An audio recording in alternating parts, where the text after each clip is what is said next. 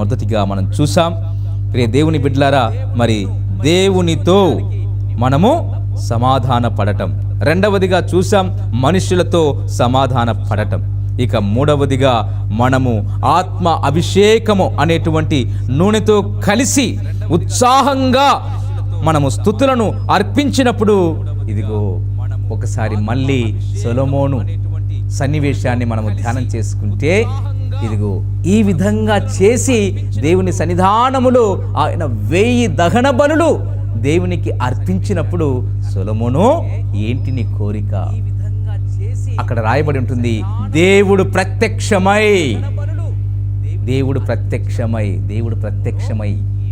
మరి నీ జీవితంలో కూడా అట్టి అనుభవాన్ని కలిగి ఉండాలని దేవుడు కోరుకుంటా ఉన్నాడు.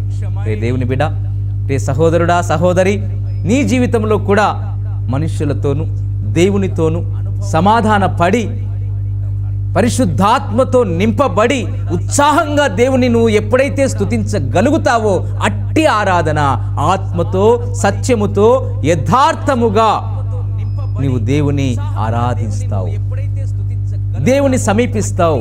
అట్టి ఆరాధన దేవునికి ఇంపైన సువాసనగా వెళుతుంది. అట్టి ఆరాధన దేవుని యొక్క ముక్కు పుటాలకు చేరి అది ఆగ్రాణించడానికి పరిమళ సువాసనగా మారుతుంది. అప్పుడు దేవుడు నీ మధ్యలో ప్రత్యక్షమవుతాడు. కుమారుడా కుమార్తె, ఏంటి నీ కోరిక?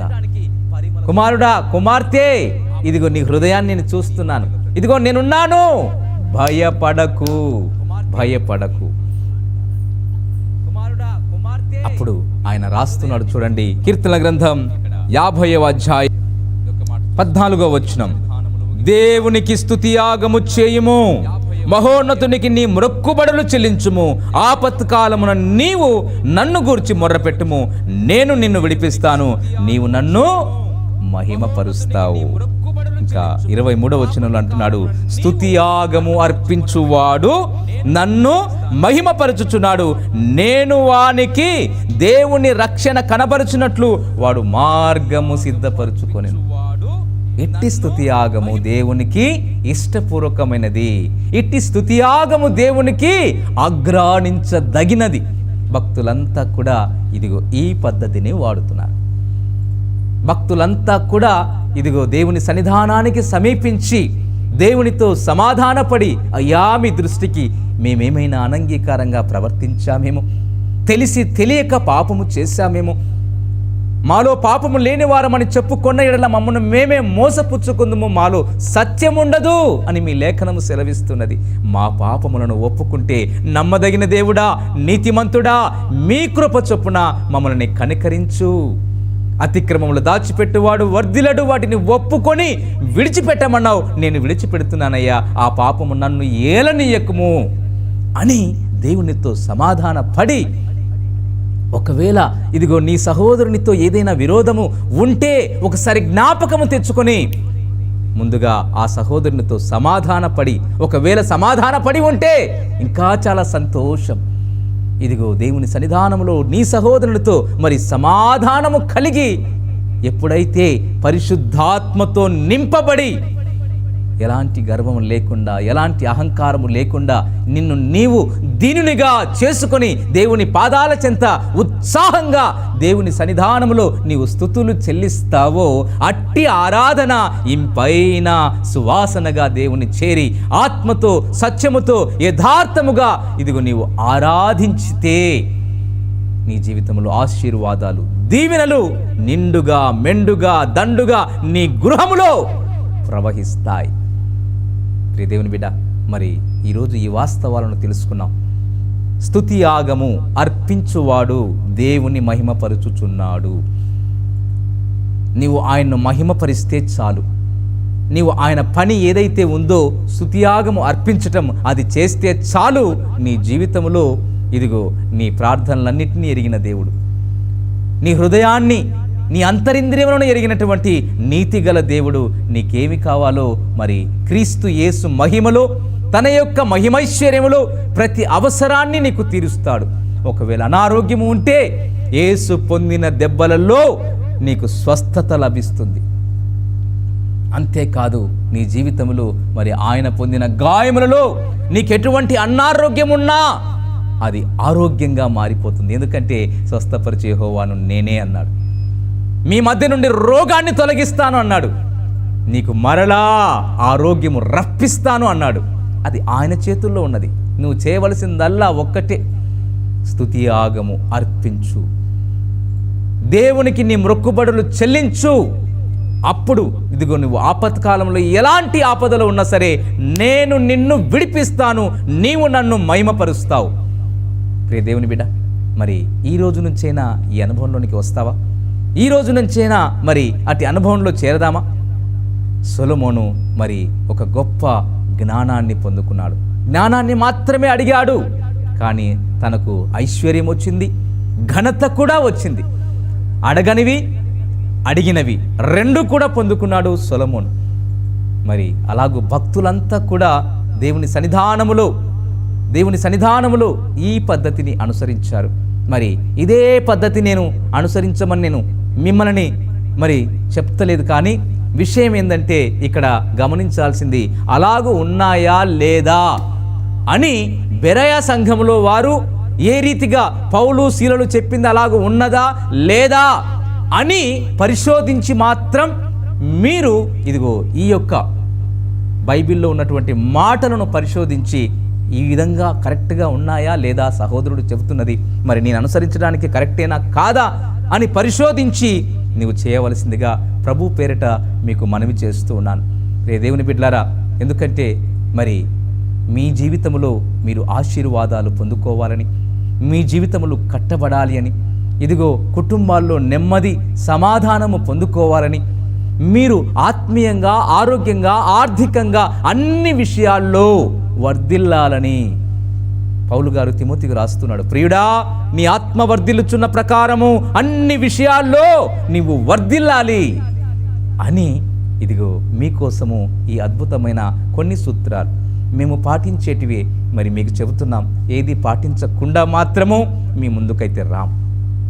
ఇది మరి ఏదో మా ఘనత కోసం చెప్తున్నామని మీరు అనుకోకండి. దయచేసి ఇదిగో మీకు ఈ విషయాన్ని ఎందుకు చెబుతున్నాను అంటే, ఇదిగో మా జీవితంలో స్తుతి అర్పణ, స్తుతి యాగము దేవునికి ఇష్టపూర్వకమైనది. ఇదిగో అందులో ఉన్నటువంటి ఆనందము సంతోషము సంపూర్ణంగా ఇదిగో ఇంకా మేము అనుభవిస్తున్నాం. కాబట్టి ఇటు సంతోషము మీరు కూడా పొందాలని, ఈ ఆనందాన్ని మీరు కూడా అనుభవించాలని, మీ సమస్యల నుండి మీ యొక్క ఏవైతే మిమ్మల్ని ఇబ్బంది పెడుతున్నాయో వాటన్నిటి నుండి కూడా మీరు విడిపించబడాలి అని మేము మీతో మరి ఈ మాటలు పంచుకుంటున్నాం. ఎందుకంటే మరి మాతో సెలవిస్తున్నటువంటి మాట ఒక్క మాట చూపి నేను ముగిస్తాను. యెషయా గ్రంథం మరి మనం చూసినట్లయితే 61వ అధ్యాయములో మరి కొన్ని మాటలు చూడండి. ప్రభువగు యెహోవా ఆత్మ నా మీదకు వచ్చి ఉన్నది, దీనులకు సువార్త మానము ప్రకటించుటకును యెహోవా నన్ను అభిషేకించెను, నలిగిన హృదయము గల వారిని దృఢపరచుటకును, చెరలో ఉన్న వారికి విడుదలను, బంధింపబడిన వానికి విముక్తిని ప్రకటించుటకును, యెహోవా హితవత్సరమును మన దేవుని ప్రతిదండన దినమును ప్రకటించుటకును, దిక్కాక్రాంతులందరినీ ఓదార్చుటకును, సియోనులో దుఃఖించు వారికి ఉల్లాస వస్త్రములు ధరింపచేయుటకును, బూడిదకు ప్రతిగా పూదండను, దుఃఖమునకు ప్రతిగా ఆనంద తైలమును, భారభరితమైన ఆత్మకు ప్రతిగా స్తుతి వస్త్రమును వారికిచ్చుటకును ఆయన నన్ను పంపియున్నాడు.